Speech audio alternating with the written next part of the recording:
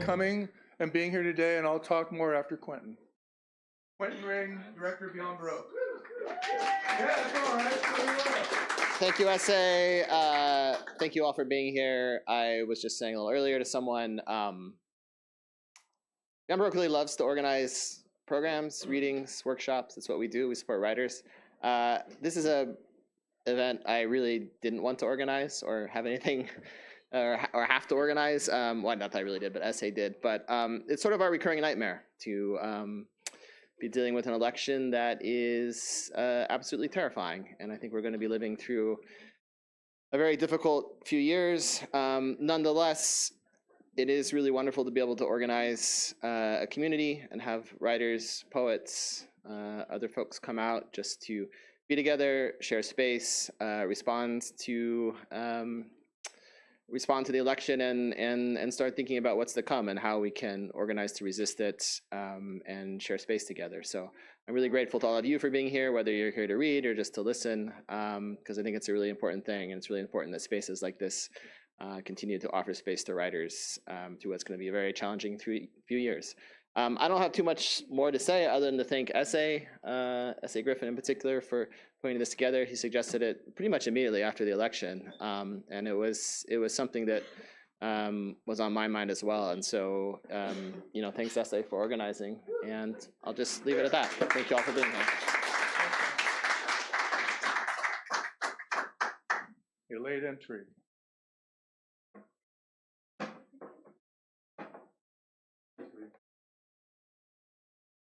So first I want to thank Beyond Baroque, everyone here at Beyond Baroque. And again, thank you all for coming. Actually, it was the night of the election, about 10 o'clock, and I knew that it was over. And I texted Quentin immediately and said, we have to do something. So that's where it really begins. It was obvious that just like it was in 16, it was the horses came out of the gate and there was no looking back. So anyway, and we lost by about 200,000 votes in the swing states. That's it. Every vote counts, as you see in some of these contests where it's like a couple hundred votes. So anyway, I won't get into my personal opinions about voting. The poem, this is something that Frank Rios used to do, and I say kind of passed it on. And in the Venice West vernacular, poem and the lady are synonymous. Process is everything. Process is Einstein said knowledge. Honorable. All those now. We are here with a sweet stigmata of the poem. And if you don't mess with the lady, she won't mess with you. And the poem will continue to flow through you as we receive the poem. So it's 5 minutes or less. I mean, it might, just keep it to 5 minutes or less. And if we have more time and somebody wants to say something else, we can go another round. But yeah, this is old-fashioned open poetry reading. 5 minutes or less again, and it's like nobody's more important than anybody else. There's no stars, no features. That's the beauty of an open poetry reading. And get up here and do your thing, and we look forward to hearing you as we stand together, as we ford troubled waters together. We're here to make good trouble in the spirit of John Lewis and all those who've come before us. So let's see here, the first person to come up, and again, thank you for being here. I'm sorry? What does Barney have to say? Barney says hello. Well, hello, everybody. Thank you for coming. I have no idea what Barney really sounds like because I didn't like Barney very much. Barney has been all over the country with me and my friends, Mike Millette, the Karma Bums, and we would fill this full of non sequiturs. And then, beginning of some of the shows, we would say, take a non sequitur out like a fortune and read that. And so Barney is well-traveled poetry dinosaur. Esther T.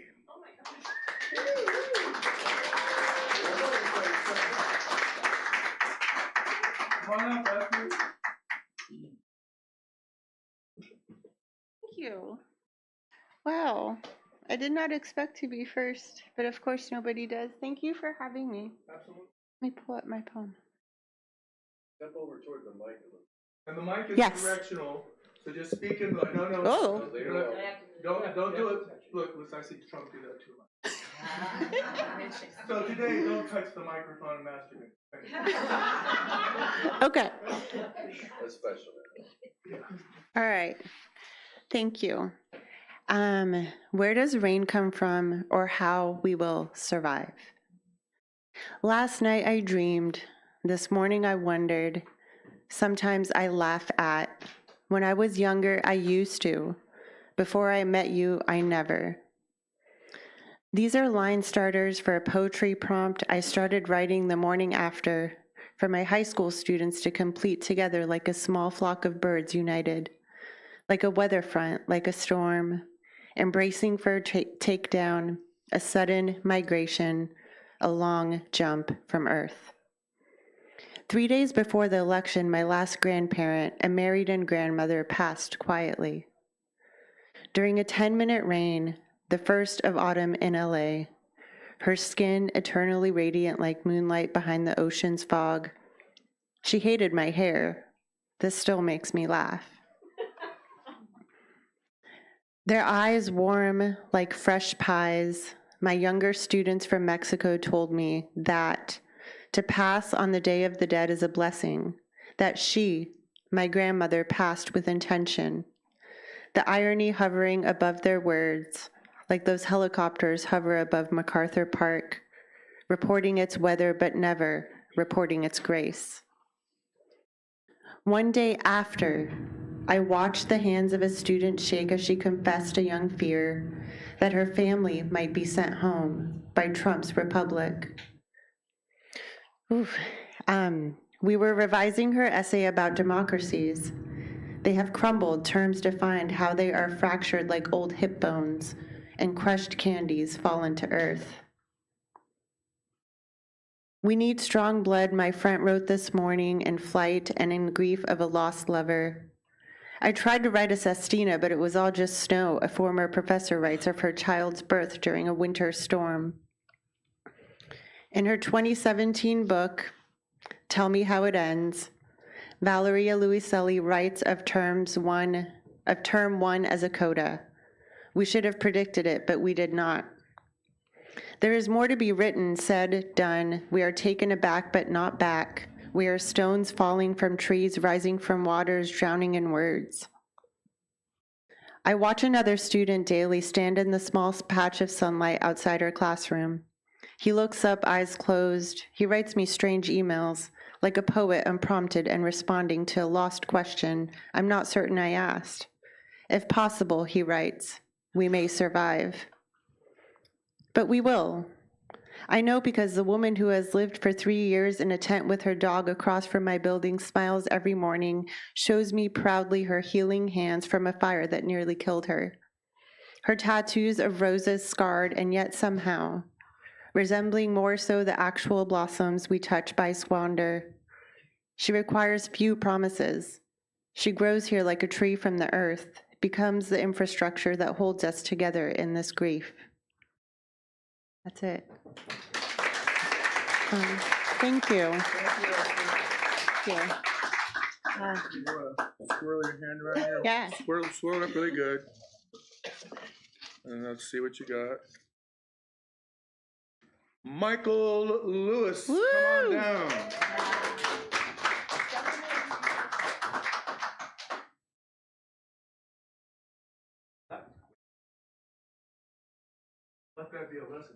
I know, right? Jeez. So I don't know if this is poetry. Oh, I'm sorry. We're not Republican. That's a Republican movie. I don't know if this is poetry, but I firmly believe that this is a time not just for poetry, but all art forms, no matter what it is, as long as it sparks conversation, even the difficult ones. And I cover some of that here. It is bitter medicine, but apparently it is needed. America requires Donald Trump to be elected president again, to learn a simple lesson, to make it crystal clear that what actual fascism looks like in America, to make it crystal clear how we got here and how to fix it and where to focus. Not how Trump and the Republicans got us here. That's old news. We expect that from them. But we can't get so mesmerized with their insanity that we neglect that area we have at least some degree of influence over. That's the big D Democratic Party establishment. And calling out the party's neoliberal corporatism, militarism, and obsession with massacring innocent brown civilians in foreign lands. The consistent shift to the right for decades and refusal to embrace the social democratic left part of their base by passing substantial legislation that addresses the material harm of so many in this country. All of this has opened the door to fascism. Republicans and Trump did not open the door. They just walked through it. And we, to the left of the Democratic Party establishment, have warned the party's leaders for decades. We've screamed it at the top of our lungs since Trump came on the scene. Are you seeing it now? Do you know how long we've been pulling out our hair at every time someone asks, how could Trump v. Hillary and Trump v. Kamala be this close? Jesus, how could it have not been this close? Do you know how much worse it could get, even if Democrats win back the government at some point and there is no radical, systemic, foundational change? The preventative regimen of vaccines for this slowly metastasizing American illness of fascism has been presented to you on a silver platter for decades. But like our healthcare system and so much more in America, our political system is not one of proactivity and prevention. It allows the status quo to go on as the disease metastasizes, while treating a few symptoms and superficial wounds, saying the rhetorically correct thing as a salve, passing morsels of great, wonderful New Deal style policies like sticking Band-Aids on or giving medications for mere symptom relief instead of curing the root cause of the disease. Many of us patriotic American citizens who have publicly expressed dual patriotic citizenship with the world, we, the patriots of Earth and humanity, loyal to our oath of doing everything in our power to reduce or eliminate needless suffering and death of people we will never know. We who call out predatory, unfettered hyper-capitalism, underwritten, I have a little trouble enunciating, underwritten by both political parties. We have told you what to do. We have stood firmly, courageously, and historically for social democracy, for policies popular with Republicans, Democrats, and independent voters. We, the citizens, advocates, journalists, commentators, essayists, authors, writers, poets, artists, bloggers, online streamers, podcasters, we have told you what to do, and you covered your ears. We put up Bernie Sanders twice. You plunged your head deep into the sand twice and undemocratically sandbagged him and slandered him and us. Bernie graciously stepped down the second time and helped Joe propose and even pass some meaningful reform. Yes, Joe has done more for the working class out of all presidents since FDR. But bragging that you're the tallest adult in the room is not the win you think it is when you're in a room full of infants. And knowing that FDR, is not your average-sized adult, but the size of 10 Shaquille O'Neals. You even welcomed Tim Walz into the fold, to our shock and delight. And Tim told you what to do, echoing Bernie, and you listened for a hot minute. And then you shut him in the closet after the convention and burrowed your head deeper into the sand, now closer to the Earth's core. You allowed Biden to run unopposed, undebated in a fake primary, and you allowed Trump to use disinformation and fear and demagoguery and entertainment and fake populism to move into the White House twice, disgracing this country. If this is not a wake-up call, I don't know what the fuck is. Now is the time to uncover your ears, lift your head up out of the earth and out of corporate donor class purses, and listen and learn. And as FDR said, welcome the hatred of your enemies. And understand once and for all that we're sick and tired and angry and frankly exhausted. We the people want raw, unadulterated courage. We want systemic, foundational change. We will help you if you let us. We will fight fascism no matter what. Thank you.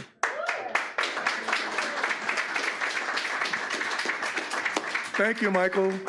I don't disagree with you at all, because I believe for a long time that we're like a nation of narcissistic, how would you might say, addicts of different sorts, yes, of different sorts, and we have to hit bottom, and that's where we're going. We have to hit bottom so we can all stand up and say, hi, my name's Steve, I'm American. Hi, Steve. Thank you. But that's SA to you. Casper. Also, to quote a few people, Roque Dalton, poetry like bread is for everyone. And then William Carlos Williams, it is difficult to get the news from poems, yet men die miserably every day for lack of what is found there. I don't pretend for a second that what we're doing today is going to change the world. This is for us to come together, see each other, hear each other, and most importantly, to feel each other. And you don't feel anybody online, you feel them like this. You touch them this way. So that's really what this is all about. Maybe we can come together to get all of us, as individuals, as pairs, you're meeting new people maybe, go out and do something. Like John Lewis said, make good trouble. Carla Garcia.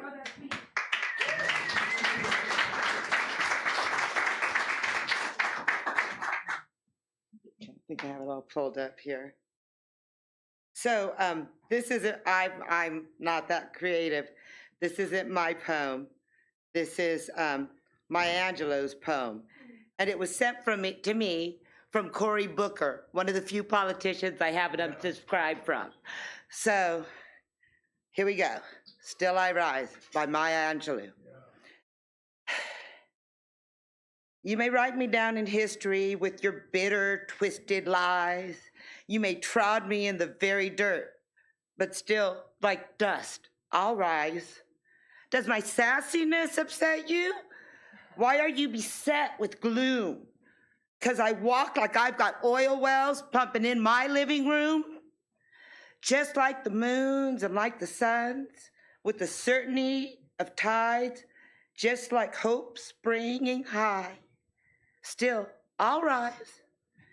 Did you want to see me broken, with bowed head and lowered eyes, shoulders falling down like teardrops, weakened by my soulful cries?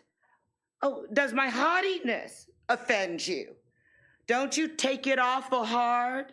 'Cause I laugh like I've got gold mines digging in my own backyard. You may shoot me with your words. You may cut me with your eyes. You may kill me with your hatefulness. But still, like air, I'll rise. Does my sexiness upset you? Does it come as a surprise that I dance like I've got diamonds at the meetings of my thighs? Out of the huts of history's shame, I rise. Up from a past that's rooted in pain, I rise. I'm a black ocean leaping and wide, welling and swelling, I bear in the tide, leaving behind nights of terror and fear. I rise into a daybreak that's wondrously clear. I rise, bringing the gifts that my ancestors gave. I am the dream and the hope of the slave. I rise, I rise, I rise.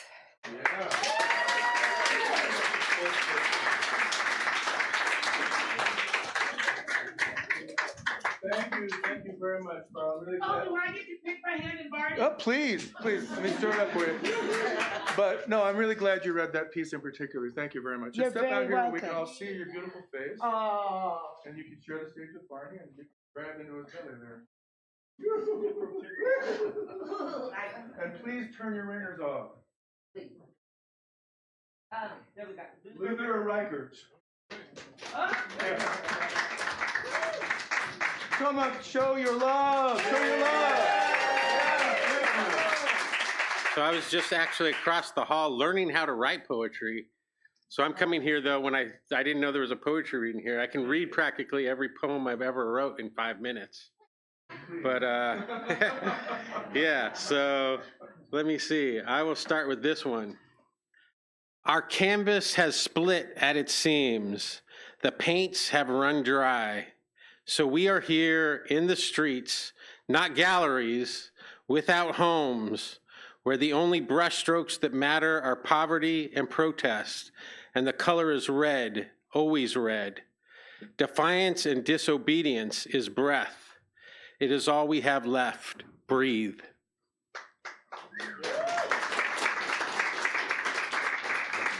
Then this one should be read from my phone, but this smartphone in my pocket has gone silent and feels heavy, a stone from a lost world I forgot how to live in.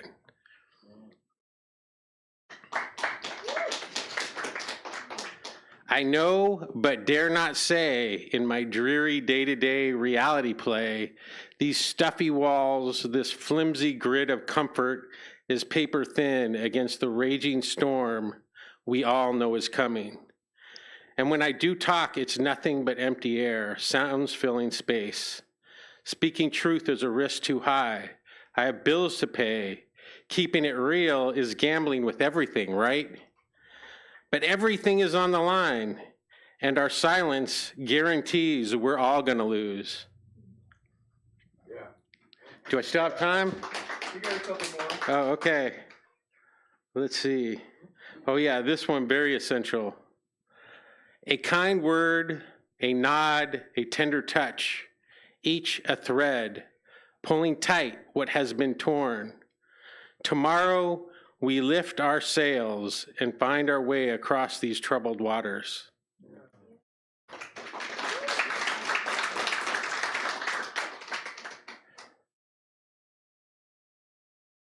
The birthright of the broken is the soil beneath our feet, water, food, and sunlight, the promise earth still keeps. Restore, reclaim, remember what is true. In the desert silent waiting, a new life comes into view. On this barren land forsaken, a dry and hollow grave, seeds of life are sleeping below the dust we made. We'll call the water upward from the roots beneath the stone and build a world together. The wild will be our home. From the wreckage of past glory, we'll forge a gentler way. With our hands we'll make a garden, in the ruins we will play. No wires hum above us, no towers scrape the sky, just the wind's unspoken wisdom and a sun that never lies. Let the rivers show us mercy as the trees reclaim the land. Let's heal the wounds of progress with the labor of our hands. Every shadow shares its secret, every stone will know its name. And the life we build together will never be the same. And that's pretty much it.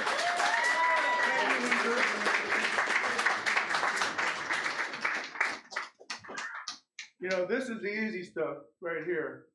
And I hope that when my name is called, I will be able to step up and do the right thing. Somebody want to draw a name out here? You guys want to read? You guys want to read? Hello? You guys want to read? No, okay, good. It's okay, I won't bite.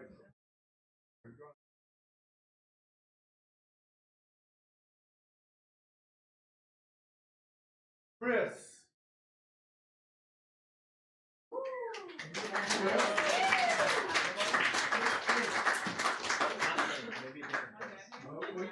Well, I better wait for your Chris. So this Chris doesn't exist. Go ahead. Your turn.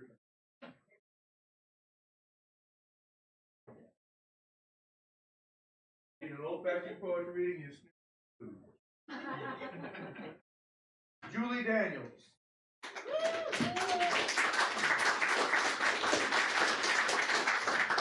Oh, I'm so grateful for this space. Thank you. This is called the Way of Grief. Grieving people rest.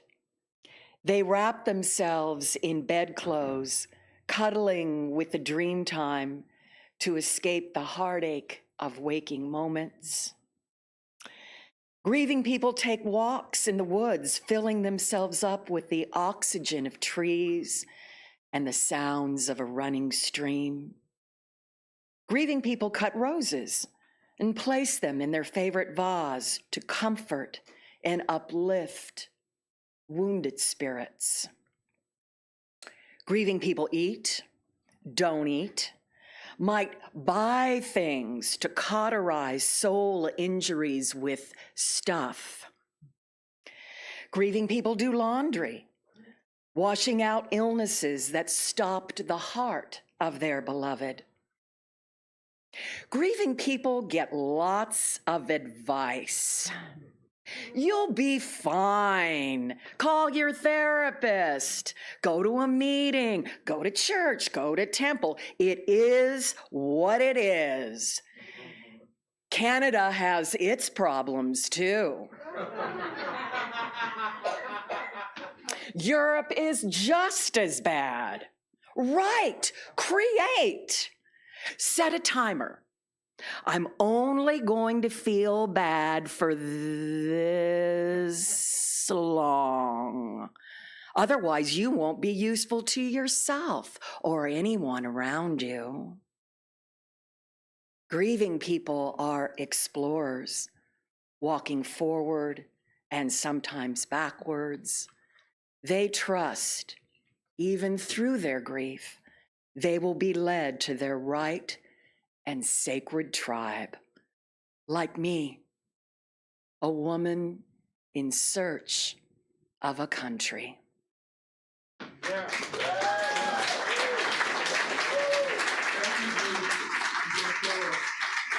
Here you go. Would you like to stick your hand inside Barney? Oh, wow. Oh, one. Okay. Thank you. Michael C. Ford, that is.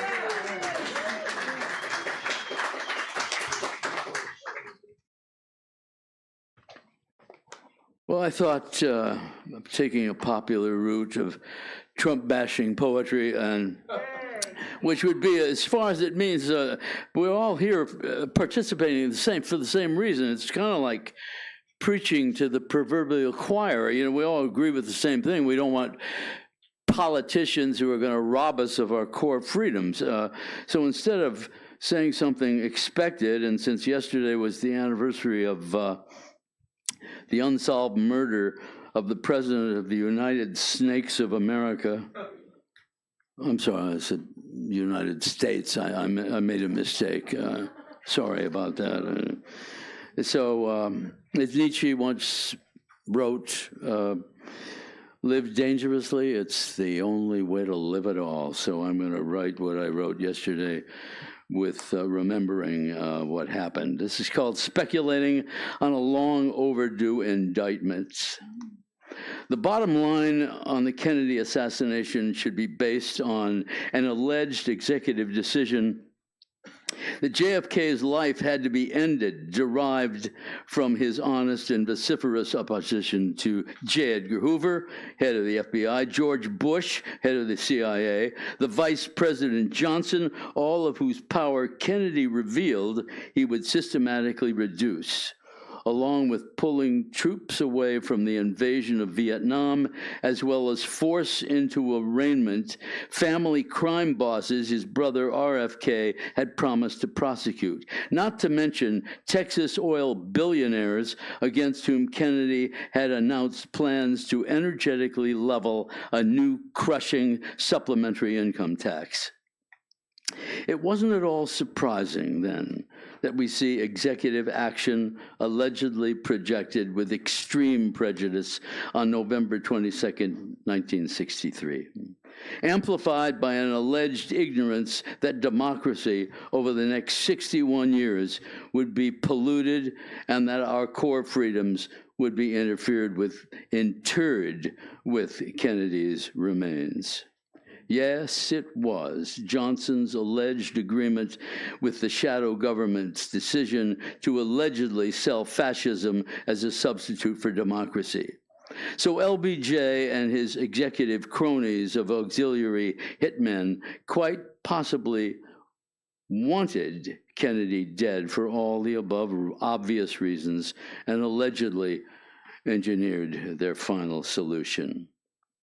It's also been a well-entrenched suspicion that sinister factions of the Warren Commission panel were allegedly instructed by Johnson to place the blame on non-existent international conspiracy between neo-Nazis and Russians, and further proposed that Oswald was the hired assassin and that was designed to facilitate shielding LBJ from eventual prosecution, thereby appointing these honorable men to allegedly initial a fraudulent report that the fourth bullet never existed. So, the question is, why did national government agencies ratify this assassination scam, even though there were deeper investigations by New Orleans District Attorney Jim Garrison, who evinced that the shots which killed Kennedy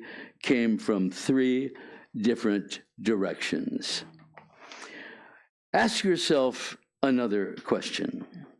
Why has there never been a single subsequent president with bravery and integrity enough to demand a ministry of truth to instigate a full-tilt ratiocinative investigation when Johnson sanctioned the continuation of an illegal war for profit in Southeast Asia in 1964, he made this appalling statement: "My fellow Americans, we must continue keeping up brush fire wars in order to protect peace." This lying psycho, this coarse, crude, danky, motor-mouthed, homicidal bully was composing an afterword to the Orwellian nightmare prophecy of paragraphs in 1984. All one has to do is pay strict attention to the edict in the novel ordaining peace is war. So when enough American voters thought it would be a good idea to buy that euphemistic lie in 1964, they elected an alleged linchpin of the Kennedy assassination directly into the Oval Office in the not-so-White House. Another very scary addendum is that the same virus infesting political atmosphere during Hitler's rise to power may be clearly aligned with the political virus that infected us during Johnson's already documented manufactured rise to power. One of the alleged instigators of the cover-up was Ramsey Clark, who was appointed by Johnson to be U.S. Attorney General during the 1965-67 years of his administration. When questioned about revelations from Garrison's official assassination inquiry, Clark made this cloying statement: "That investigation was useless and showed us absolutely nothing new. Garrison responded with, "Oh, surely Clark knew the elements of complicity within the government authorization to murder Kennedy, so of course he's correct when he says, other than that, he was not aware of anything else that could ever be construed as new." The thought comes to mind that if these aligned government hitmen can murder a U.S. president and get away with it, think what they could do to any available American witnesses who were about to deliver any evidence of a conspiracy of moral leprosy. Okay.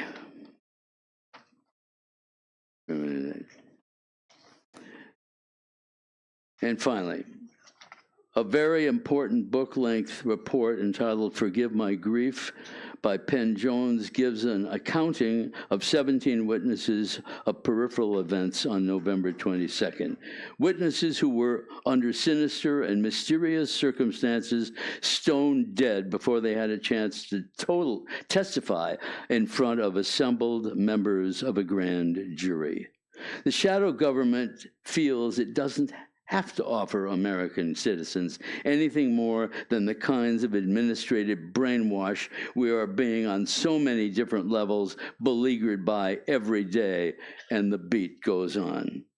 Let me remind you that if there'd been any inflammatory evidence handed over to the Warren Commission, it would have been appropriated and stored in the National Archive with instructions not to make it revelatory until 2089. In other words, when most of us, unwilling to disregard allegations of suspicion, will be consequently not necessarily present on the panel, or at least not in enough robust condition to enforce much of a dynamic argument.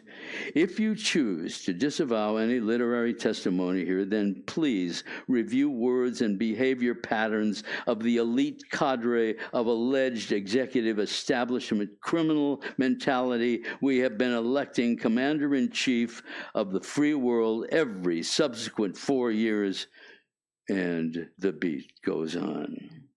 Well, yes, we did have minor cleansing facets of moral allegations from war protesters demanding both Johnson's and Nixon's retirements. It has already been solidly established that government control, ostensibly no longer bound by the Constitution, has already determined that if any number of concerned citizens, like all of us, leveled a demand for alternative democratic sovereignty, they would be roundly ignored or Salem witch hunt condemned. And that's about it, folks.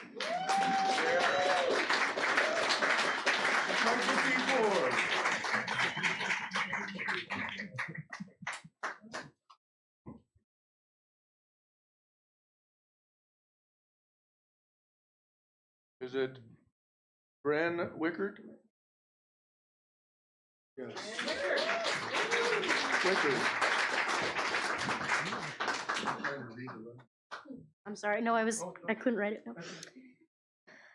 I'm very concerned that my poetry has become prescient again. I was hoping it would not be as prescient. I'm a preschool teacher and a certified domestic violence counselor, and these are related to that. Questions to the First Lady Trump from a concerned domestic violence counselor.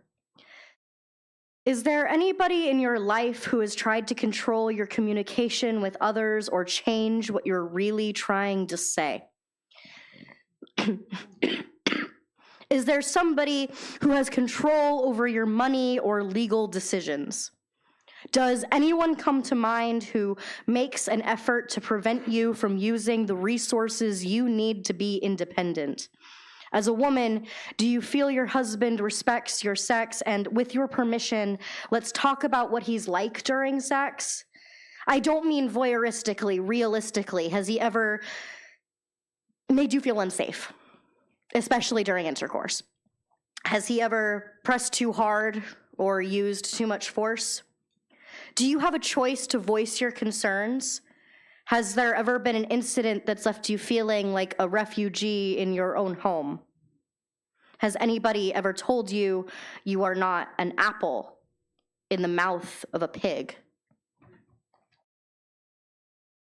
Fable. I do have a few copies if anyone's interested. Hustle. Instructions on empathy. Consider the definition of toy as well as tool. Consider to play, to pierce, to progress. Consider a hole the size of an orange. Hearing, then listening. Consider synonyms for active, agoraphobic, Antoinette. Consider your country's children, some too still young to comprehend the word eviscerate, volunteering to stand in front of their friends. $927. $927, 3 months medication, at least it's not insulin, chemo, or ancient vultures forbid a safe, accessible abortion.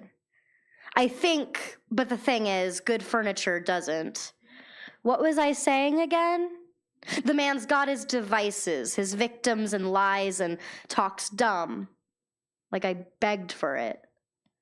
With control and submission, it seems more efficient not to place pearls on swine, or to follow laws by those who can only carry a gun and bend a body into a crime.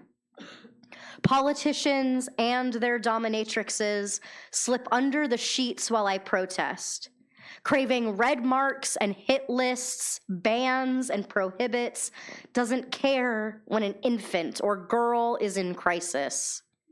Christ, though, I'm curious what 3 trimesters Cialis costs on SCOTUS insurance. Thank you.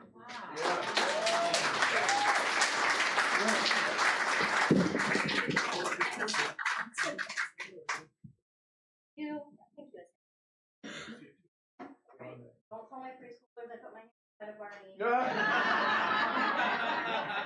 Good. Kenan B. Rains. Kenan B. Rains. Come on, man, wake up. Kenan B. Rains.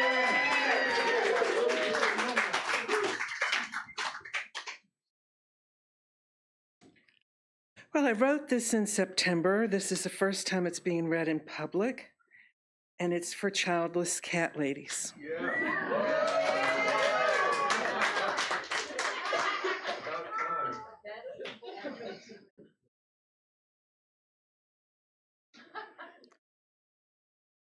Okay. I like who I am. I love my life. I've never needed to be anyone's wife. I've had a few pets, only one cat. Didn't feel right cooping him up like that. I've not raised a child of my own, wanted her to have a stable home. But I've taught thousands in public school, tried to instill the golden rule. I said they could be superheroes of love, embrace their better angels like doves. Heroes are often thought of as soldiers for acting courageous, fearless, bolder. Soldiers are given medals for war. I'd like to offer a few medals more. I'd like to award them to women who admit they aren't cut out for motherhood or in any way equipped to raise a child or be a mother. Some were infertile, or perhaps their lover. Award those who knew that their certain man wouldn't care for his spawn, didn't have a plan. If heroes can be cited for acts of war, Why not the women who shut the door on raising a child to be trafficked or abused, or another statistic on the evening news? Award every woman who knew she wasn't ready to nurture and provide love that was steady. Award those who resisted parenting merely to be adored, and those with other goals that might leave a child ignored. Award the women who honestly assessed their actual ability to feather a nest. I barely ever had enough wealth just to get by and support myself. Every single woman isn't meant to be a mother. Some are here to serve a purpose different from each other. A woman's chief value is not that she can breed. A woman's true purpose is whatever she decrees.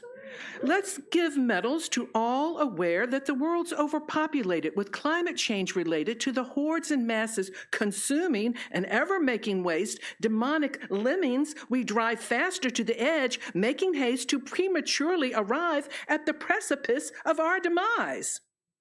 Award every woman who declined to exercise her womb. Hail those with the foresight to leave a little room on this overcrowded planet, on this ship of fools where scallywags thumb their nose and over others seek to rule. Just because I didn't raise a family with a man doesn't make me less authentically American.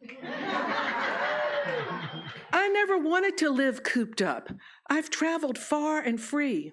I've enjoyed every minute of getting to be me. I came this lifetime to travel light, yet I have sparkled in the sun. I've enjoyed the adventure and had my share of thrills and fun. The only thing that causes me to feel disgust and misery are those who seek to limit me, or God's greatest gift, a will that's free.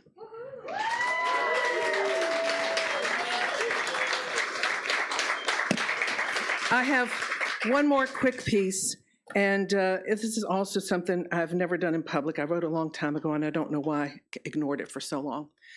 Well, I need it because my mind goes in very dark places, and I find myself frequently thinking of people I want to shoot in the head. And I know that that's not right, and so I try to make affirmations to get my mind to go in a different direction and to reprogram my thoughts. So I hope I don't mess this up. I have not got it right once at home. Let's see. I can get it wrong again today. All right. It's the first time, so.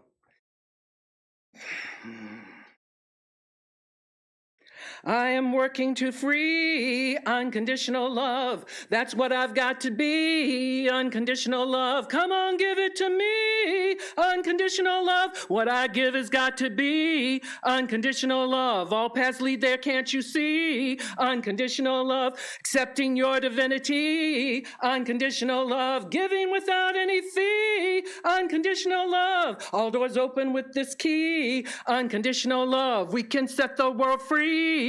Unconditional love. Celebrate diversity. Unconditional love. Create world unity. Unconditional love. Realize equality. Unconditional love. Emancipate economies. Unconditional love. Fan the fires of liberty. Unconditional love. Go on, let it set you free. Unconditional love. That's what it's got to be. Unconditional love.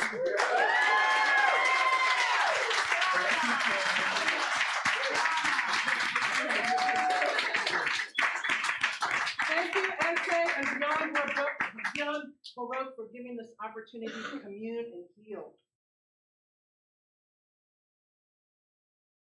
When Valdo? No. Gloria Vondo. No, that's right, Gloria Vondo. Gloria Vondo.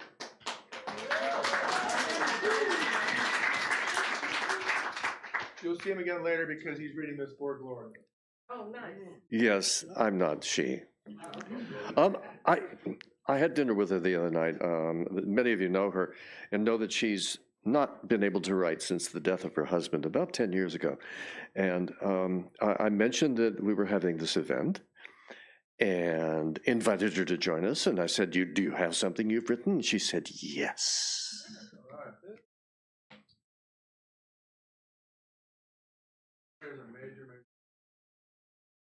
Oh, yes. 1942/2024. Things are so different, the hawker on TV proclaims. They're, better. But nothing's different, nothing's better, just coming at us from another direction, like a hurricane that doubles back upon itself and hits an outlying town from the unprotected side. We see our old clothes on the rack, hear vintage slang coming from our children's mouths. We watch nations reclaiming old boundaries, old grudges, deficits rounded off to the nearest trillion. You can call it whatever you like, but those of us who lived through it once recognize the grotesque indentations on the cushions. We know who sat there last. We know who's coming.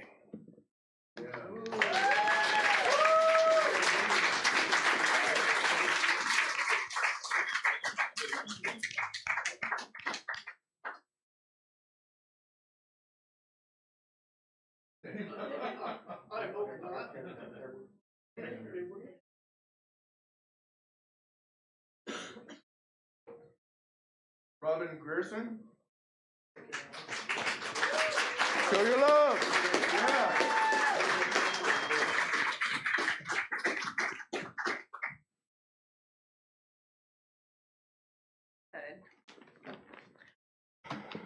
I'm just going to read one. It's called Changing the Channel. I woke up that Wednesday. It was so quiet. All those years consuming noise, raising tolerance of fear like there was a contest. They ended right there. On Tuesday, I thought, now the noise will begin to fade, and I was wrong. But still, I said, I can't do this again. I let that Wednesday quiet come and cover me like a fog or a blanket or true love. In the arms of Wednesday and then Thursday, I heard a voice. It was not timid, it was not loud. It said, you must change. Already I had begun. I wandered around like some free person, talking to myself. I said, education is the way. And then I said, art is the way. A little like some old sage, I advised myself, gather power you thought you lost. No one has ever taken that and never will. In the middle of one night, I woke up and wrote this down. In a contest of love against hate, choose a side, stay on it, make that your work. Take all this mighty force you no longer believed was yours and share it with your neighbors before sharing with your followers. Consider, to your so-called followers, you are also just the noise. Thanks.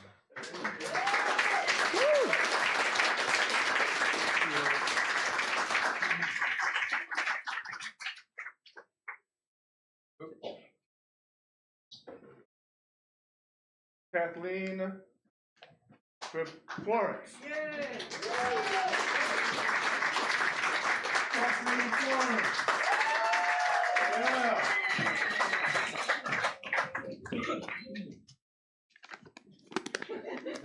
Oh, good, you're back. I was like, you know me. When women come out of the water, rivers follow wherever we go.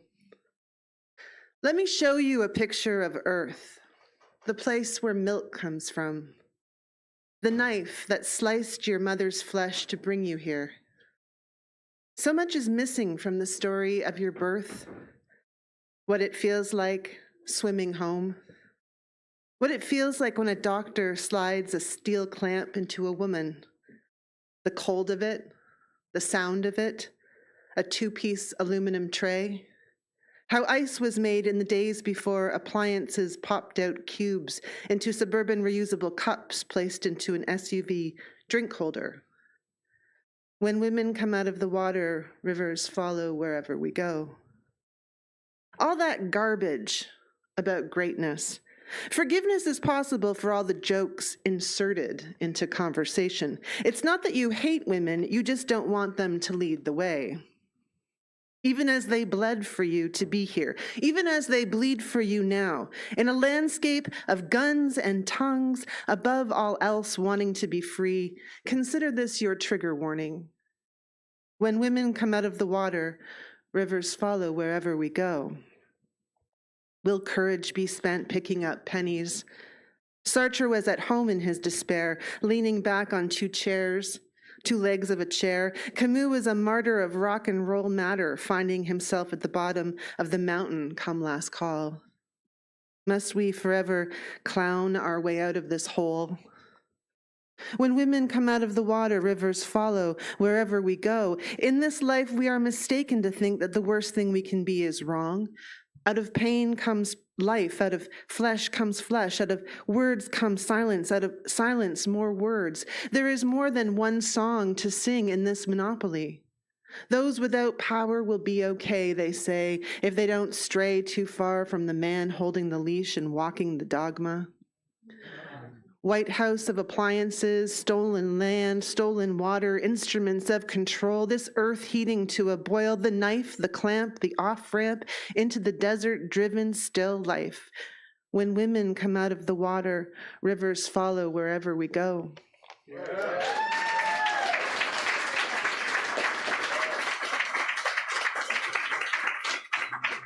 The man holding the leash, walking the dogma. Hey, lovely. And also, we need to congratulate Kathleen and Rich and Henry and Hannah. They're all newlyweds.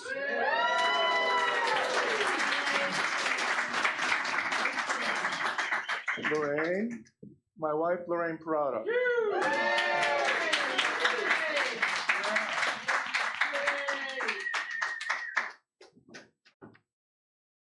I'm reading a poem by the great Scott Weinberg. Stupid is as stupid does. Stupid is a new way of getting dressed, is a new county I have declared open for everyone who can find the time. Let me explain. There are two ways of going about your life, stupidly.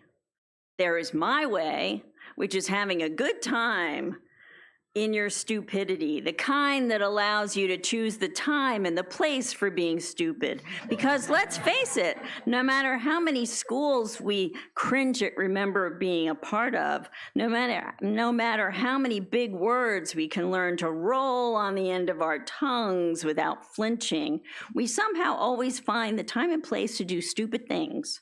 Because the human race is frankly just stupid at times. And there is no way of getting around it. But choosing the time and place for your stupidity and having fun in being stupid is another way of being an artist and doing something with grace. And I call this the sloppy, silly way of being stupid, as opposed to the almighty, oh no, not them again, serious stupids, the ones who come at you at your job or in traffic or online in some place where we all wind up being in line somewhere. Having to, the serious, stupid people who think they are God and Goddess, who know it all, who can tell you how important they are, and you look through them when they get in your face, and nothing is home there in their eyes except their intense and dramatic stupidity. These people have not picked the time or place for their stupidity because, frankly, they are stupid 24 hours a day. They never get a vacation from being stupid, and they injure people in their inability to have fun in their being stupid. These are the kind of serious stupids who run countries and governments and cities and make laws and have talk shows and podcasts and are on TV and the radio. These are the serious stupids who can run you over with their lack of empathy, because you can have empathy for your fellow human when you know that stupidity is an all-night love affair and nobody is immune. But the serious, stupid, lost ones know how immune they are from anything and will never stop letting you know as they practice their serious, unfunny stupidity on us more relaxed, slow-walking stupids. So all I can say as I stupidly finish reading the stupid poem is have fun when you do stupid stuff and enjoy your lack of immunity. Good night, goodbye, and good luck.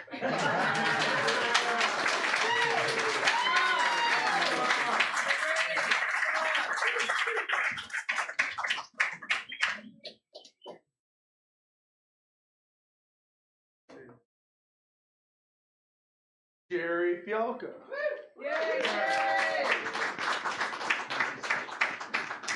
That was so appropriate because Frank Zappa said stupidity is the building block of the. So I want to thank S.A. and Richard and all of you. I want to thank Eric in the booth for live streaming. You can stick your fucking cell phones up your ass. Every Beyond Broke event is live streamed. Can you dig that with good, good mics? Thank you, Eric. He also publishes the Venice Beachhead. Pick up a free issue by the door. I've seen the best poets of my generation published in our own local rag. So put your poems in the Beachhead. It won't hurt you. Let's all take one breath in together. 1, 2, 3. And release. Okay, now let's all groan together. 1, 2, 3.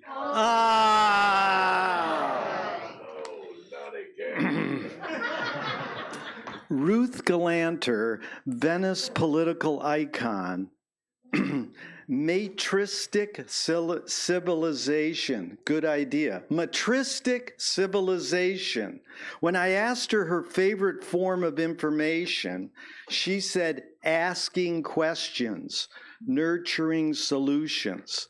Before I tell you her favorite W question word, let's go round robin. If you don't want to participate, just go pass. Your favorite W word. Why? Wellness.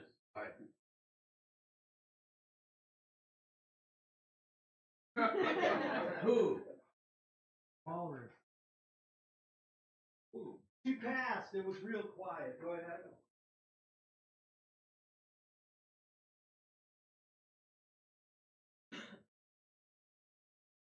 Heard.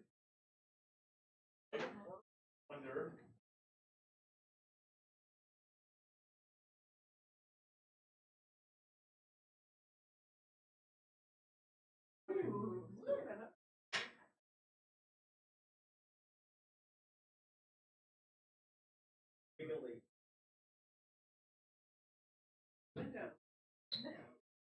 We got a couple more really quick here. Water. Wonder. Well, could you translate that word? Is sort of the spirit of the times. Spirit of the times. Thank you so much. So, what about our time? Sorry. As Frank Zappa said, I'm a failure, but I'm not a miserable failure. Wallaby. Win. Win. Win. Win. Thank you so much. We're co-creators of this poem. Yeah. Then I saloned at the Venice Heritage Museum this exercise. The walls reverberated. Which Venice? Whose Venice? When? Now, Ruth said her favorite W word was why. Thanks for nurturing and propagating our own live oral history.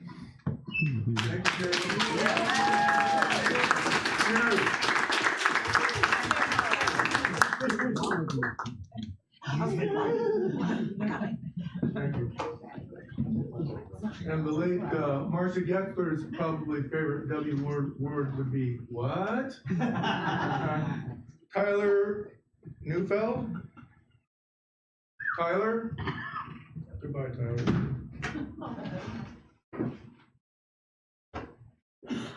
Henry Mortensen.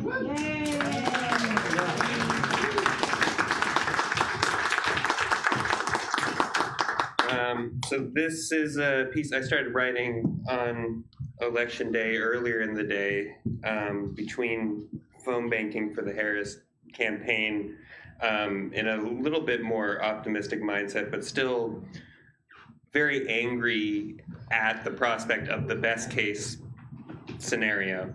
And then I finished the first draft after the results were clear, and I was both angry and disappointed.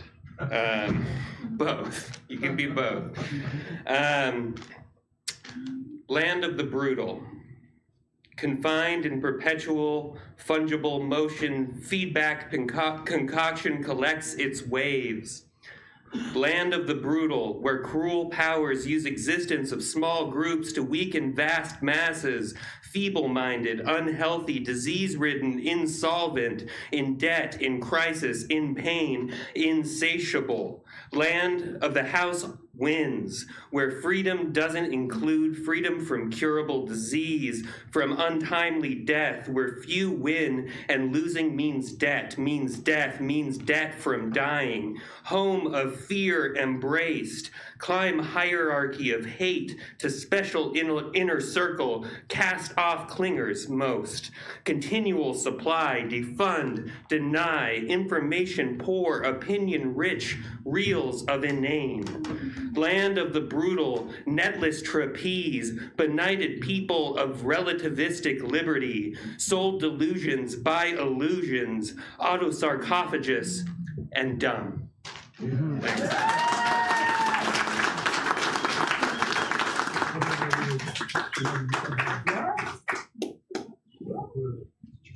Hazel Handed.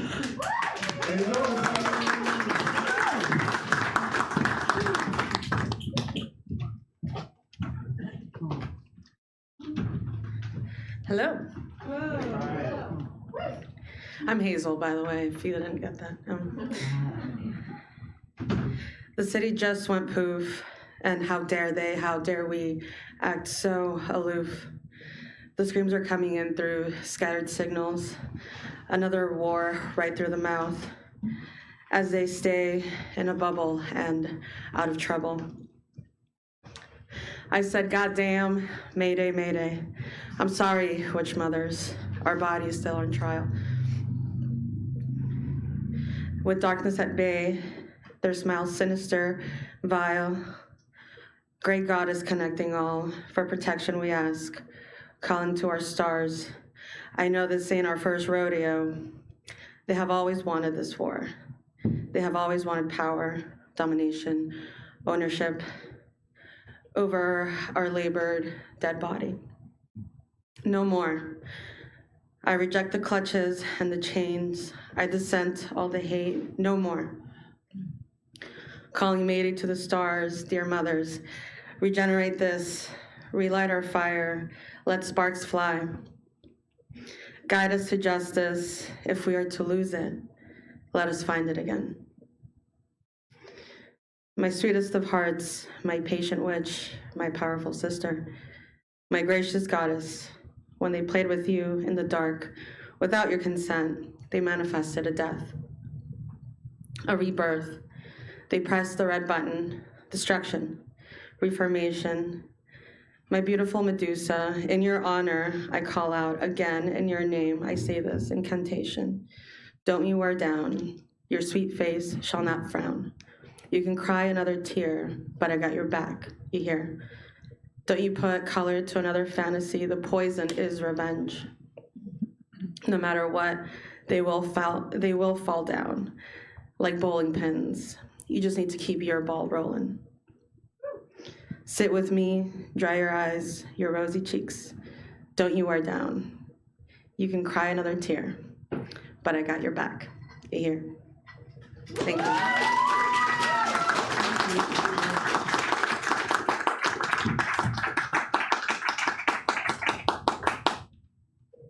And I was many things on election night, all those emotions.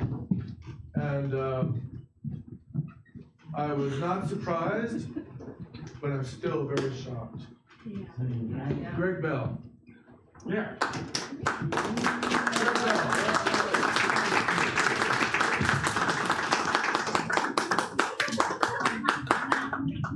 So we don't look the same like Gloria. In what universe is this necessary? I mean, come on. I so adored the reading of Scott's. It explains so much. The stupid and the really stupid. I wrote this as something of a tribute to Leonard Cohen, who had the good sense to depart this realm the day before Election Day 2016, so he didn't have to deal with the Depression. The original name was First They Take Manhattan, Then They Take Nothing There. Living in the Question. Recently, in a moment of wild abandon, you know, the great arc of history and cockeyed optimism, and also the delicious taste of irony. I called this Democracy is Coming. Please feel free to join in at the end. You'll recognize it. Sail on, O mighty ship of state. That's the epigraph by Leonard Cohen. The great hand swipes its brush in strokes across horizon, bleeding blues and grays to match the nation's broken mood. Glassy-eyed pundits mediate, opine. People have spoken. Again. As many dive into their sullen thoughts, what blood-dimmed tide crawls now on the land? What hatred, bigotry, or fear is loosed now on the lot of us? Men who once hid deeds in night, hiding hardened hearts in sheets, parade in light of day and point at the most vulnerable of us. Fatima in her hijab, Mani in his turban, Omar in the coffee shop. Dude threatens to ship his black ass back to Africa. He's third generation American. Oh, beautiful for spacious skies, your freedom is all fractured lies. America, oh, tell us now, who are you? The great hand sweeps in its wide brush across my mind, grays and blues to paint the world's astonishment. Rage has overturned the tide, and reason left us impotent to stem the coming flood of fire. America, as you prepare to dispossess the dispossessed, to stomp on the downtrodden here, who knew ya? But the poet purring in my lap assures me MAGA's time is past. She says the times are broken, hallelujah. As you embrace your Babylon, beneath your feet the band plays on. For those who stand and fight you, see right through you. And though it's just a cry in space, I fling these words into your face. We've cracked to let the light through. Hallelujah. Hallelujah. Hallelujah. Hallelujah. Hallelujah.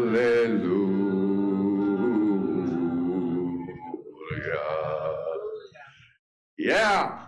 Poets, raise a ruckus. Yeah.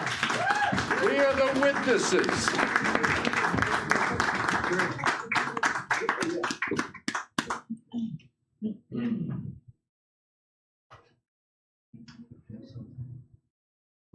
Great, Bell. I love that. You were great. Yeah. Awesome. Thanks.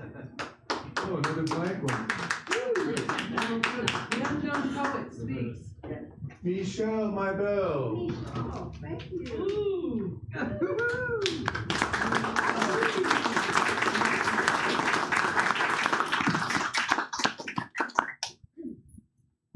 Good afternoon and good evening. Hello. Hi. Hello, Chris. I'd like to thank everybody here for welcoming my son Christopher to my right, to your left, vice versa. He is autistic and he wrote his name on here. So, So he can go after your mom. okay, all right. I'm not sure what he'll say, but all right. Okay, thank you. I wrote this poem originally in October 2020 during the COVID-19 phase. So pardon me if I read it, even though it's 4 years ago. And it goes like this. COVID-19 leaves no stone unturned. One moment. Take a picture of this, I can't read this.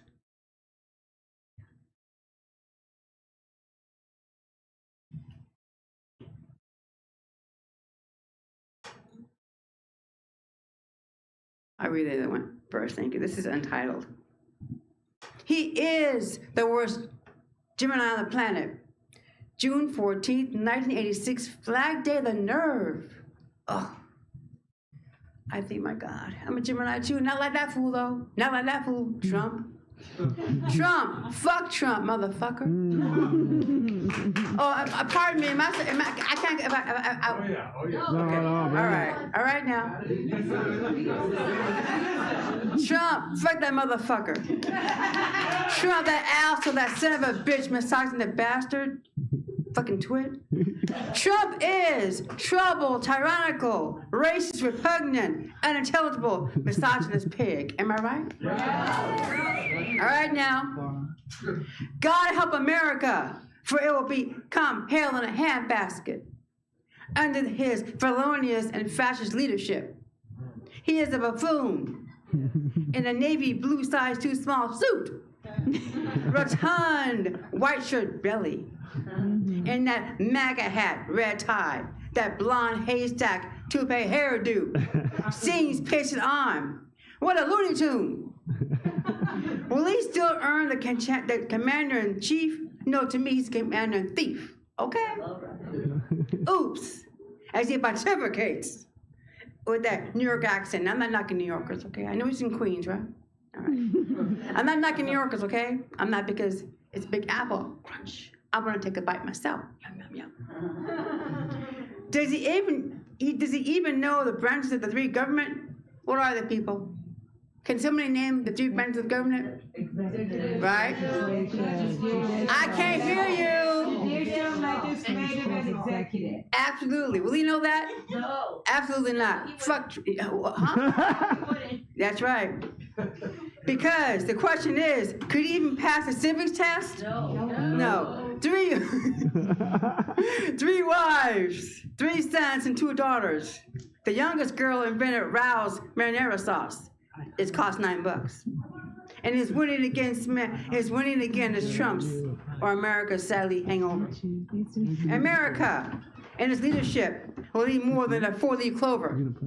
Donald J. Trump and that MAGA Part 2, supporters that the sheep had that were left to the voting slaughter.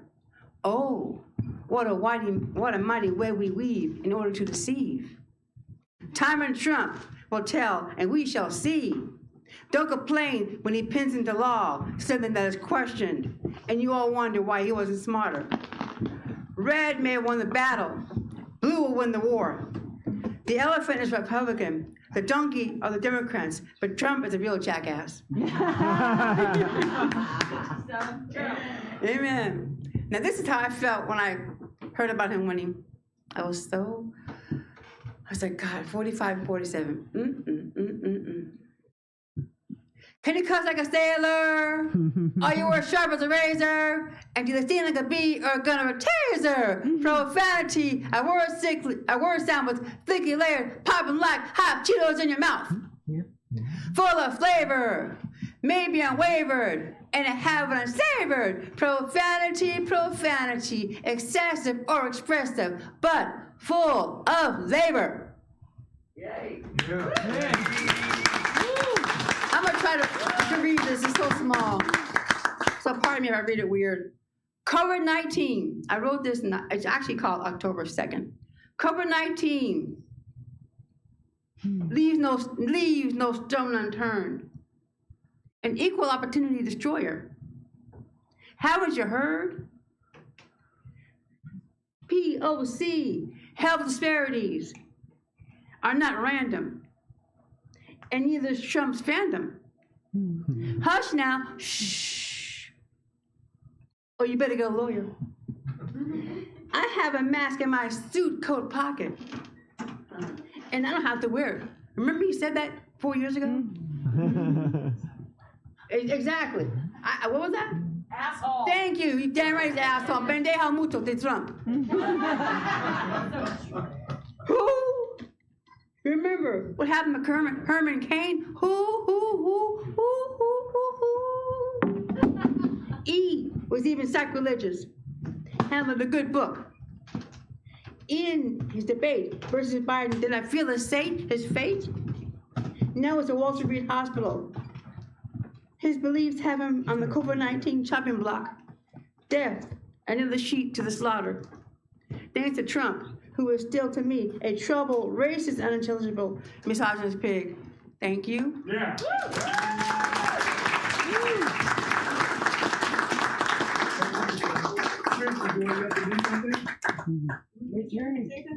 Say something. Do you, Spencer, is it okay if Chris uses your guitar? Yes, it's fine, thank you. Okay. Oh, that's good.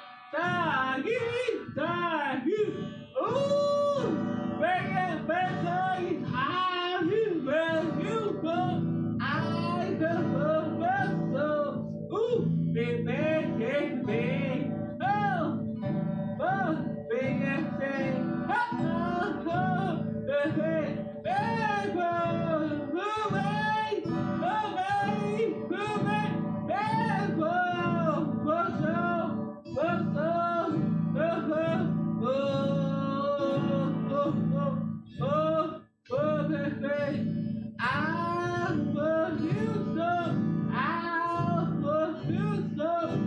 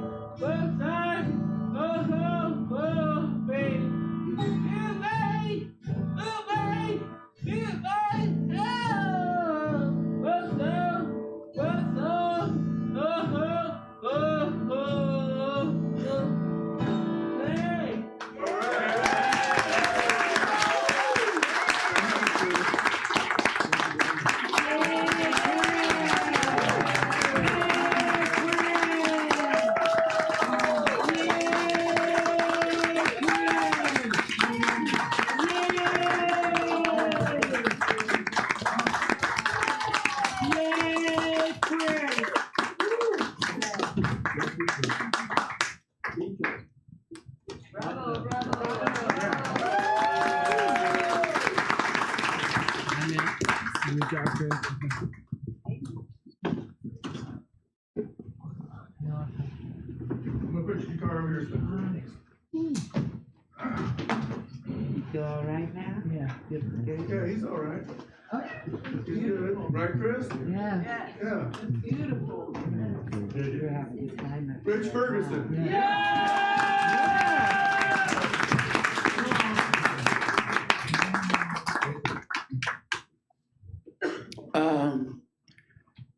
Yeah, troubled times that require a lot of reflection and questioning. What confounds us? What we know to the depths of our soul? What makes the soles of our feet burn? What our pain is and what we do with it? What animals made for life, what weapons will look like in 100 years, what our history of violence tells us, what time whispers in our ear when another year slips by, what slips between our fingers, between the cracks, what cracks us up, what gets us up out of bed every morning, what we see when we look in the mirror, what to do with a broken heart, what to do if your what-if machine breaks, what we can learn from our mistakes. What we can learn from our mistakes. What we can learn from our mistakes. What we can wish upon a star. What truths are self-evident. What our parents aren't telling us. What our politicians aren't telling us. What to do to cleanse your colon. What to do to cleanse your soul. What to take for a yeast infection or erectile dysfunction. What a dangling or misplaced modifier looks like in a sentence. What a prison inmate's life sentence costs the average taxpayer. What it costs to build a house, what it costs to buy a house, what Lincoln said about a house divided, what Shakespeare said about destiny and the stars, what scars we wear proudly, what wounds we keep hidden deep, what we've lied about, rioted about, what we have remained absolutely quiet about. What the coroner's report will say about us when we're gone, what our families, friends, and co-workers will say about us when we're gone, what to do to get turned on, what to do when you're turned off, what made Van Gogh cut off his ear, what paint colors go together or make people look more beautiful, what it really means when people say beauty is in the eye of the beholder. What eye color is most sensitive to light, what it takes to power Times Square, what 9/11 looked like from outer space, what you can and can't take on airplanes, what you can and can't buy with food stamps or eat while pregnant, what role folic acid plays in pregnancy, what acid taught Timothy Leary, what we should and shouldn't be leery of, what agitates us, what brings us peace, what meditation does to the brain, what cancer does to the brain, what we know about wisdom versus intelligence, what we know about ignorance versus stupidity, what stupid things people do with smartphones, what women do that drive guys crazy, what guys do that drive women crazy, what it really means when a guy says he's scared, what it really means when a woman says, fine.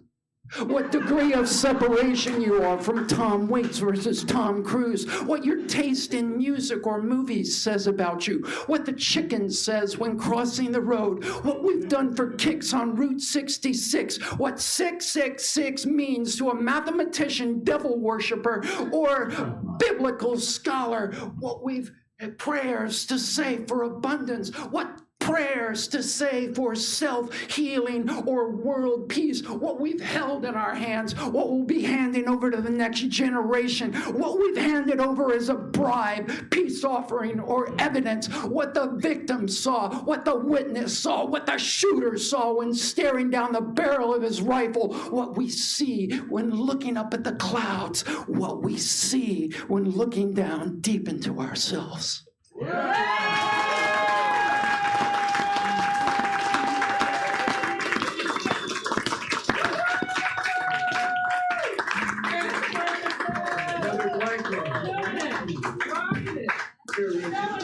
Rich, both blankets. Shot him back. What makes Van Gogh go?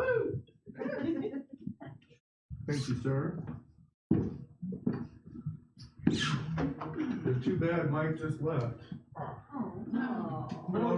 I'll read his piece for him. Mike Millette, my fellow karma bum and bad brother. Shit, and this is, I don't even know what the hell, I've never seen this before, so I don't know what the hell I'm getting into.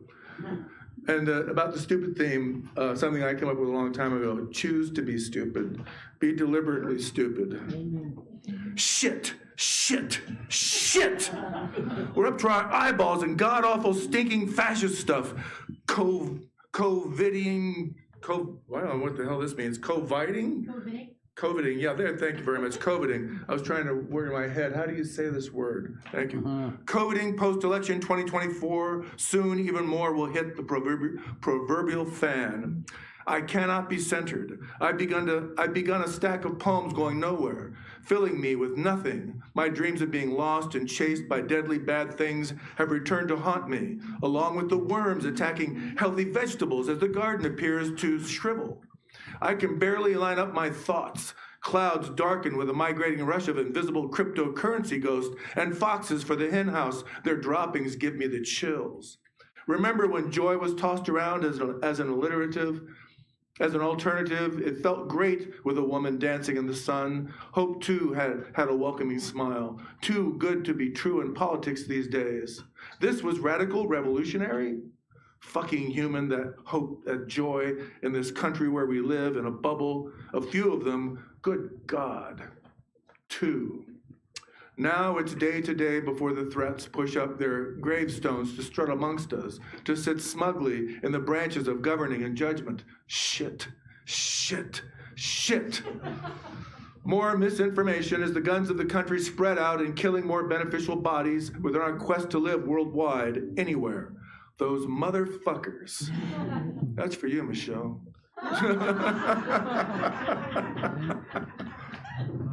I can no longer speak the name of this country like Voldemort, even adding double K's instead of a C.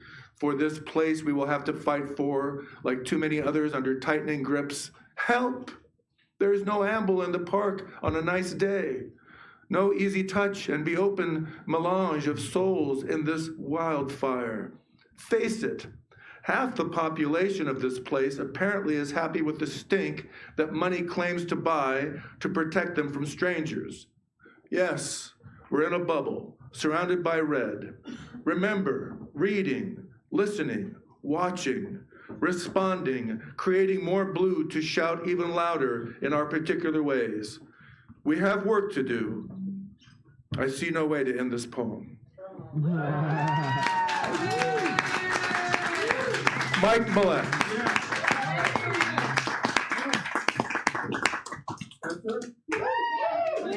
My son Spencer will now do a song for you. Mind if I give a brief 1-minute intro to this? That's all right. Go ahead. Okay, thanks. I'll introduce it and then do it.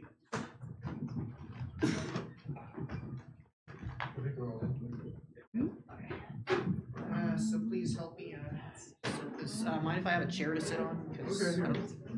All right. Sit on Marty. Okay. Sorry. And I think the mic will be good. The mic will be fine if you speak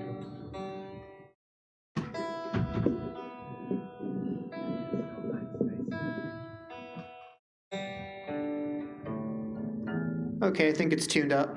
All right. So, sure, a lot of you, some of you may have grown up with Schoolhouse Rock, and some of you, even those who didn't watch it, might at least know things like maybe Conjunction Junction or I'm Just a Bill.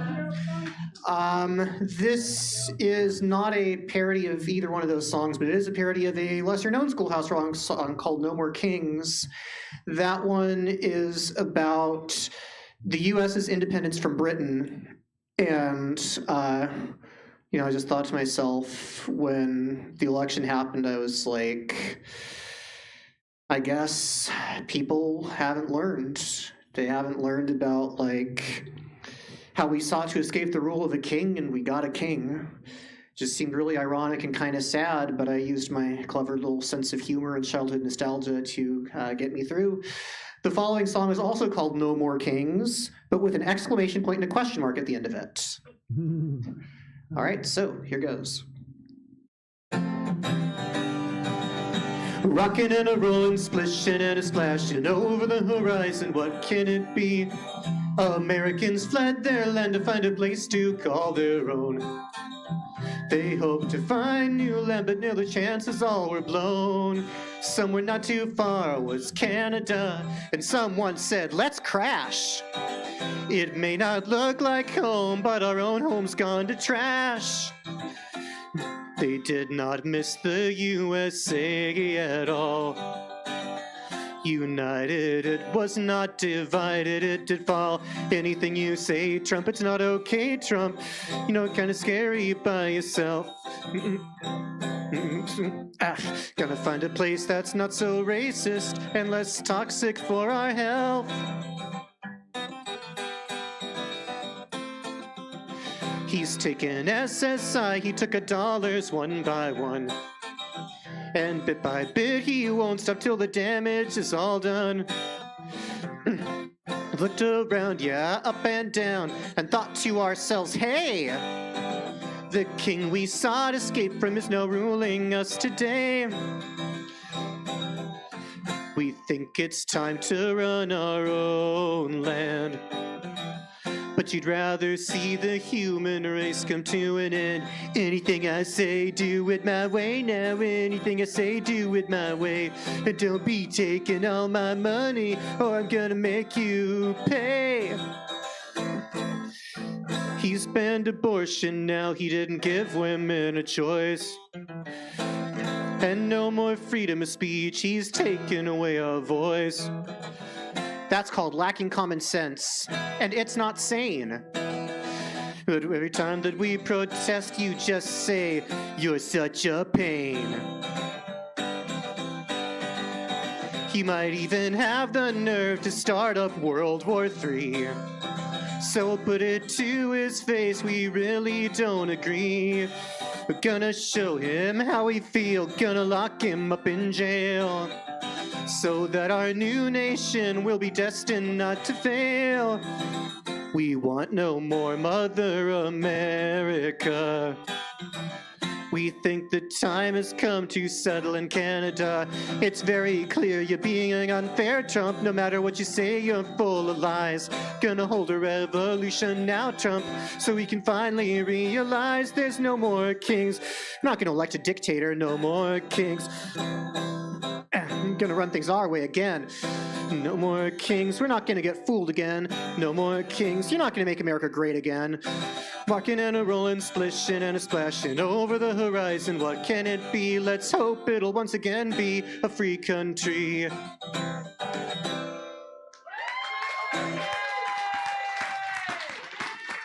You're welcome, thank you. Thank you very much.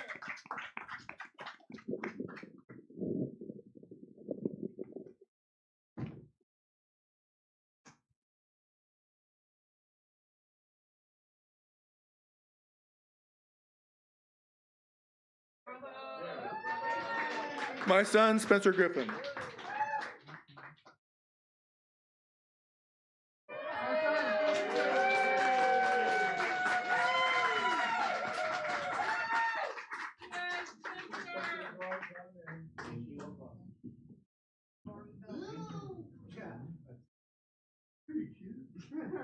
Let's see here. Oh, Mo Montero. All right.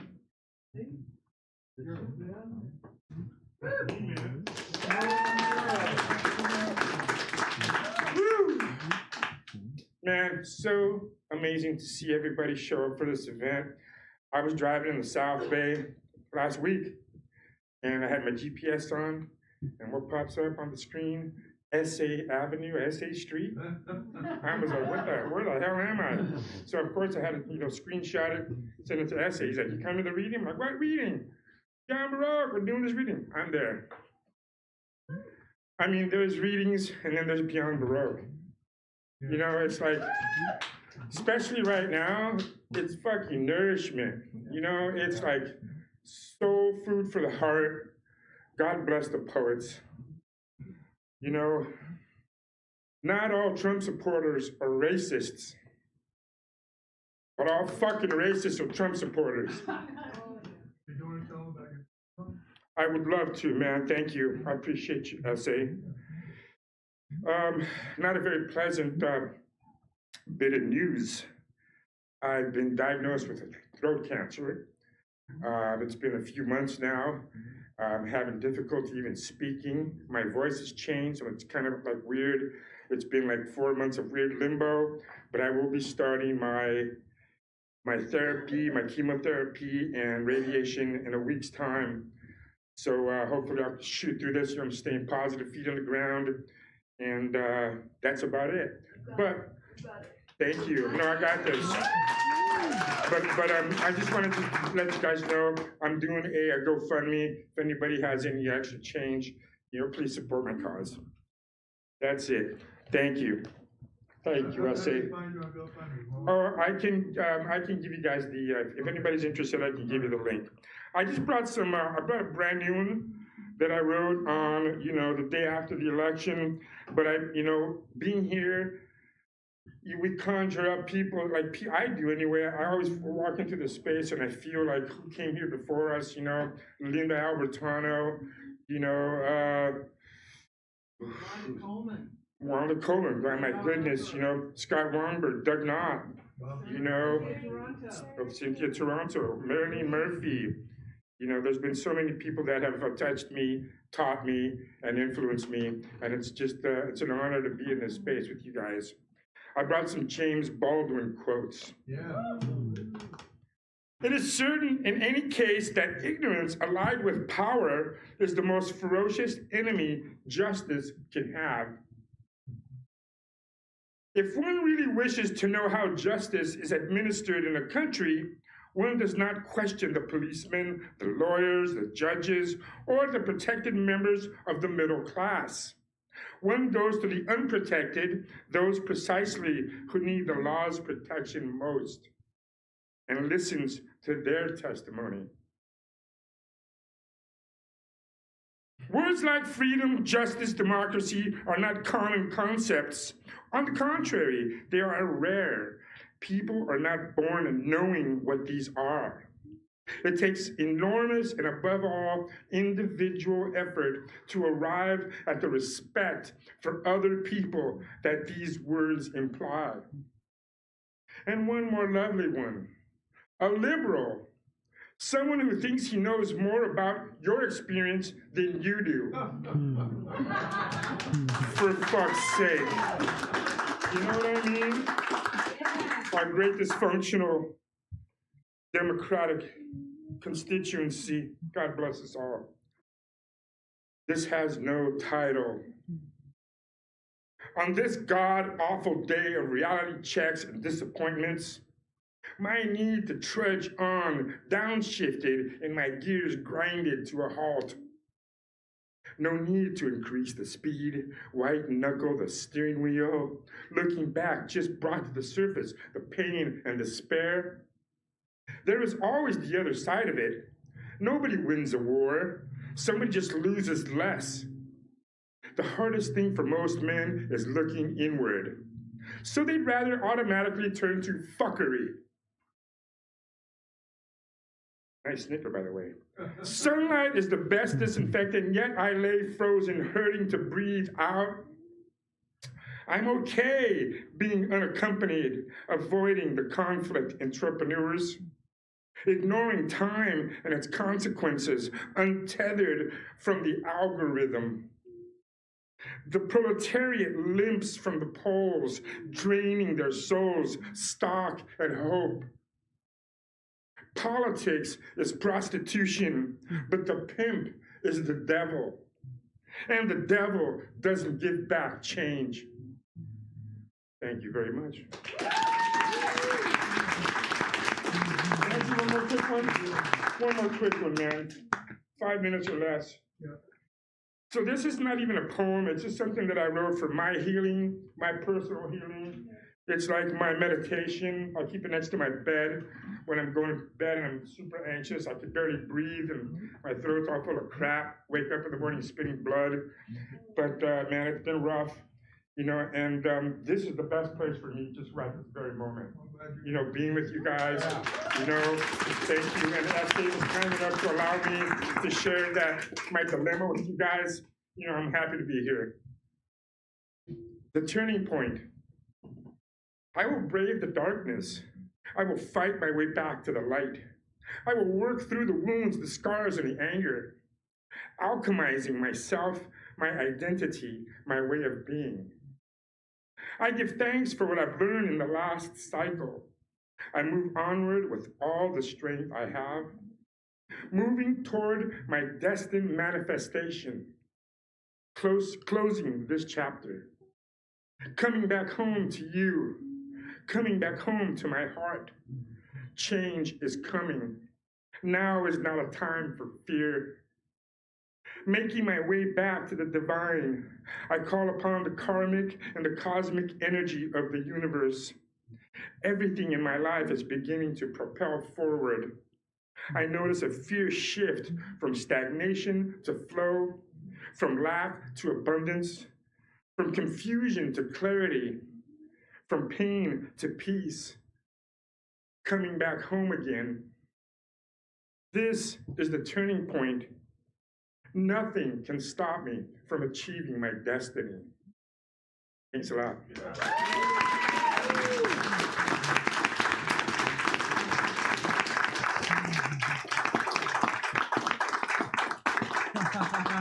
What's the GoFundMe deal? We'll talk later. I don't have the link here. I don't have the link. Find him on Facebook. Find him on Facebook, Mauro Montero. Mauro Montero. But you guys can talk to him later. Yeah, I'll post it tonight on Facebook. Okay. Sharon? Spencer's mom, my ex-wife, Sharon Griffin. Yeah. Sharon Griffin!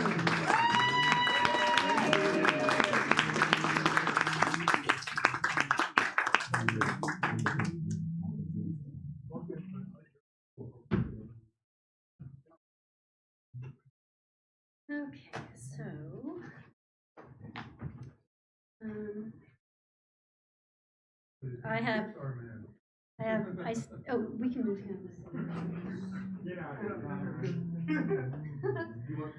I stake no claims what's going to happen because I haven't been sung in front of a microphone for like 40 years. So good luck with all your ears. Don't let her fool you. She's a great singer and a great actress. And she is. That's how we met. Nope. This is a song. The melody is by Richard Rodgers from a musical called Pal Joey, but the lyrics are written by Spencer Griffin.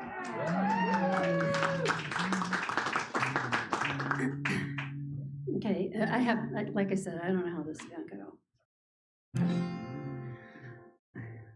I'm stunned again. It's no fun again. Here comes that lumbering, fear-mongering one again. Beaten, broken, and blindsided am I. I'll never sleep, won't ever sleep, when he makes promises that he's sure to keep. Beaten, broken, and blindsided am I. Lost his mind, but what does he care? He is gross, he disgusts. We can laugh, but we don't dare, because the laugh's on us. In fear of him, each year of him, and long for the days when we're clear of him. Beaten, broken, and blindsided am I.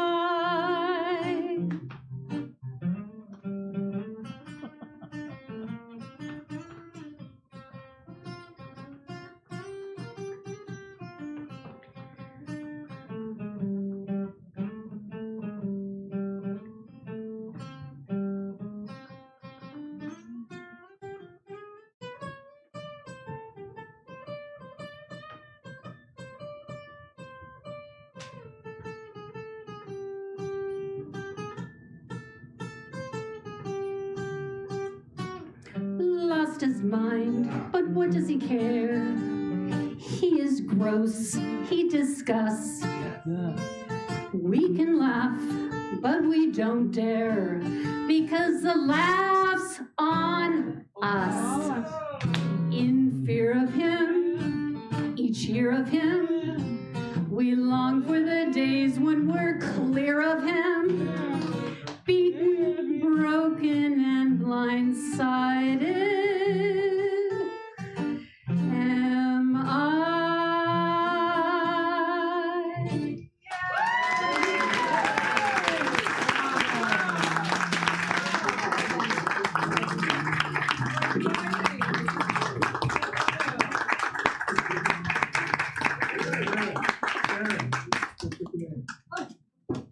You guys are doing great. We've got maybe less than 10 left, and we're right on time. Marina Boronic. Borowicz. Okay, Borowicz. Sorry, Marina. I'm doing the best I can.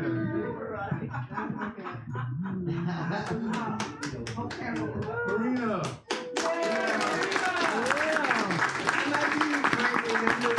The person who started the garden here about 24 years ago.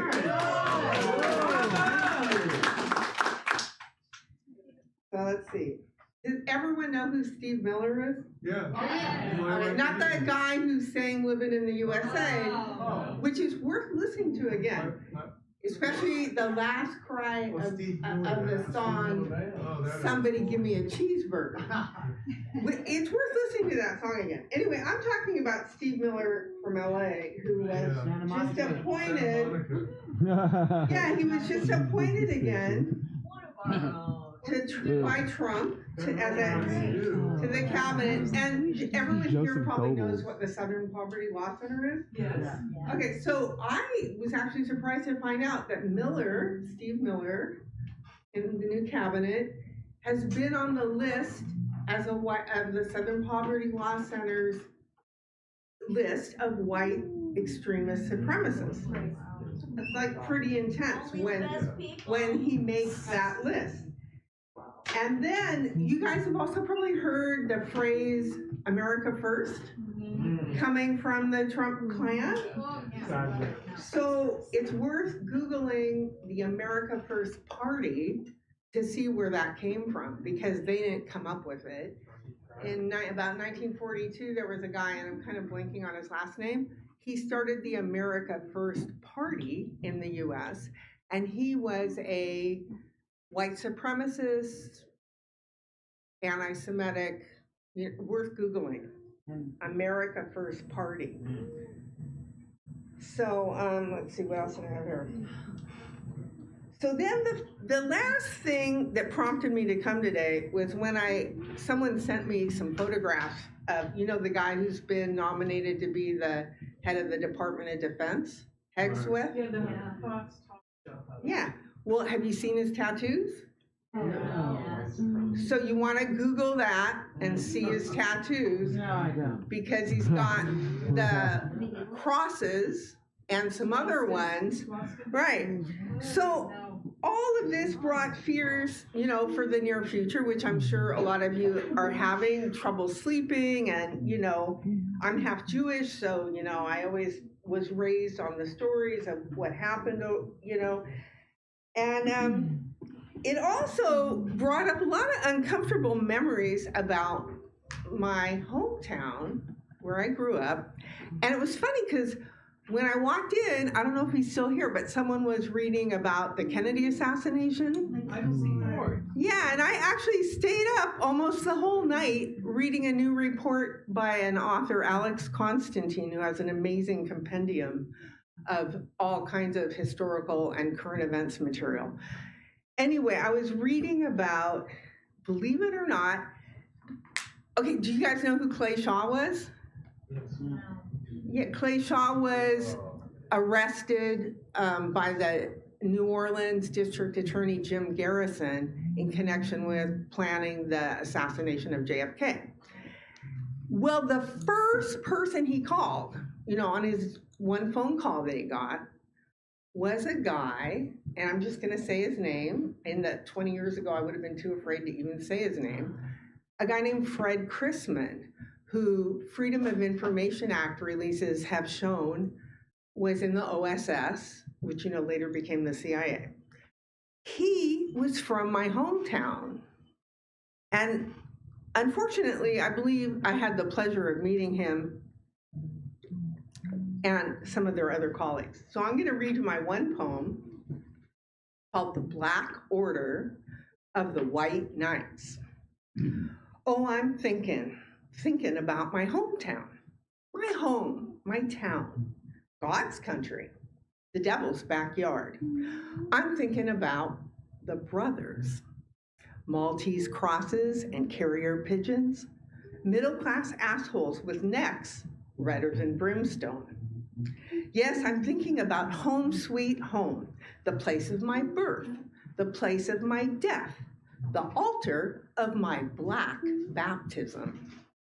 I'm thinking about blues and greens, the bluest skies you've ever seen, and the hills the greenest green, bodies strewn about.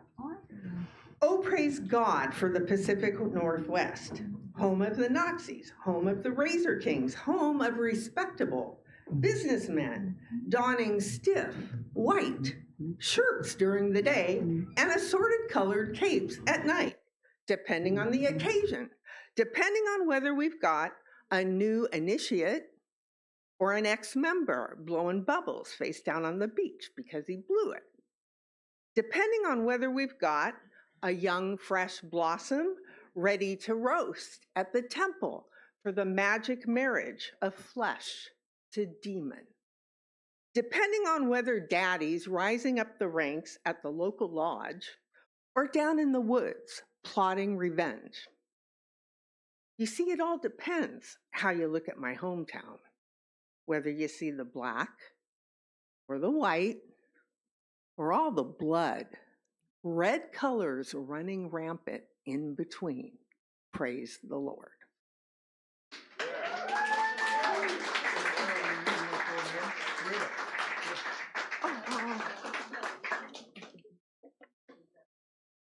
Sorry, Mr.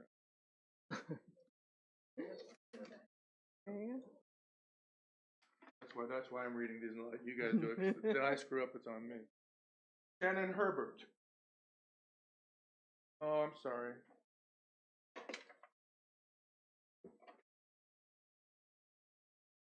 Chris Kessler. All right, Chris, we finally got you, man.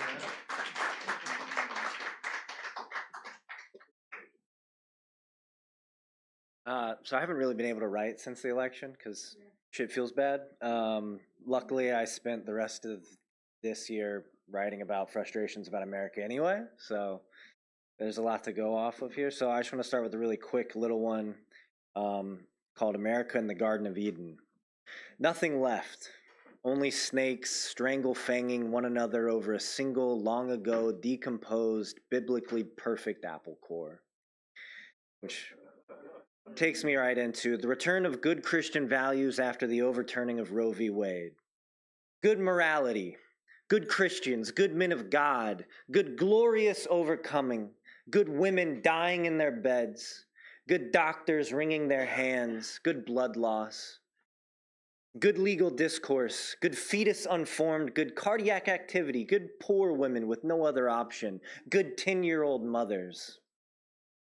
Good children birthing children, good opportunity, good desperation, good niece wives, good no choice, good no chance, good born from unwant, good unwanted, unloved, good mother hunger, good secrecy, good pilgrimage, good miscarriage, good prison of a litigated womb, good risk, good loss, good women dying in strange beds, good thanks for this holy victory, good glory to God, good riddance, and God bless these goddamn good dead women.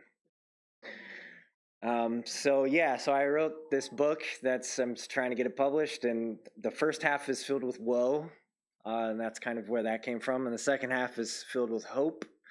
And so this poem, the second one is all about being more hopeful. It's called Indefatigable, which means persisting tirelessly. Though your very living heart has been bludgeoned by the countless waking horrors, though all hopes commodified, all futures collated, all beauty monetized, though execution by politic is the rule of land, though your very electric life has become the bloodied means to another's gilded end, be not daunted. Be instead 100 galley oars beating a shining sweep against an inland tide. Become a winged procession of leaping horses leaping into the tempest. Be a plumed knight tilting your broken lance toward all coming lightning. When the hinged fist of the closing door strikes the wind from both your lungs, be indefatigable. Become a thickening forest of burled trees. Be the ungustable darkness between their gnarled columns. Be not simply unmovable, but imperceptible. Be the shadow which the sun can never see. When the endless chisel is placed on your ever-beating heart, when the hangman comes to slip the noose around your tongue, when the final hammer swings down and true become not the sword, but the anvil upon which the hammer falls, whose shape it can never alter. Thank you.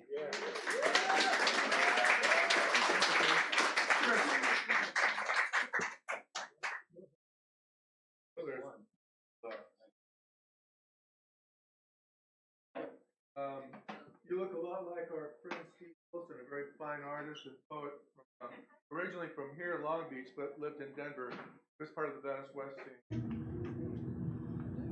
Now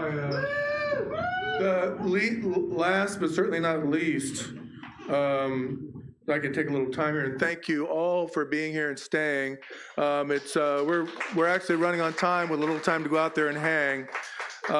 So it gives me great pleasure to bring up my brother, my comrade in arms, the former director, the director emeritus of Beyond Baroque. Show your love for Richard Modiano.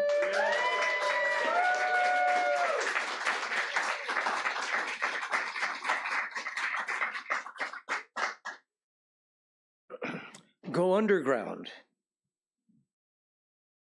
After the defeat of the Paris Commune, Arthur Rimbaud, a 17-year-old poet protagonist, said the blood of its victims drained away all hope for his generation. For a long time to come, Rimbaud said, truth will have to go underground. It had been reduced to tatters along with life. Once again, truth has similarly been reduced to tatters along with life. To trace out any hope of its recovery, poets need to organize underground, follow old mole of old, agitate underground, assemble in low-rent storefronts, in sunken basements, maybe in communal squats, somewhere cheap, somewhere far away, or maybe close by. Begin again, build up again. Truth today is more truthful in the underground than in the commercial overground or in the nonprofit overground. Truth will not be voiced from the rich core, but from the honest periphery, from the margins of life, from the margins of our cities, from its grungy peripheral ghettos, from its broken down informal zones et effendra, defended to the end. There, nothing will be truer than nothingness, the source of a new radical beginning. Thank you.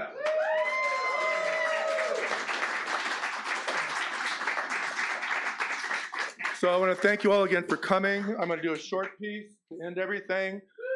Did anybody from Mobilize show up? Wow. Had like 20. Oh, good. Thank you. My heart was breaking. I'm going, oh, these cool people, they're all coming. And just like, so 2 people? 1, 2, 1. Thank you for being here. Thank you. Stand up. Stand up. Yes. Yeah, the action. I signed up for this Mobilize Action thing, and I'm getting all excited. I go, all these people are coming, all these people are coming. This is it. And thank you for being here so much. And to follow what Richard had to say, really, truly, there's really nothing subversive happening online, really. What's subversive is to give somebody a book. What's subversive is to speak to somebody and see them face to face and know who they are, and they join you in the fight. Shit happens online, but really, the only way it happens is you have to show up. Yes. So if they ever name the streets, they will name them love. For the children they never bore. For the city built without eyes.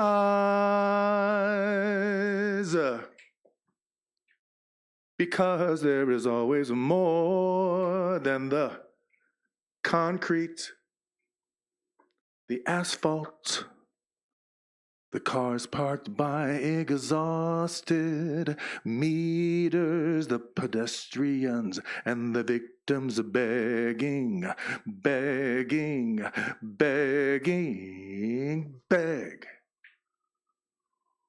Begging for the art of it, there is a skyline that does mascara ads for a living, and then there is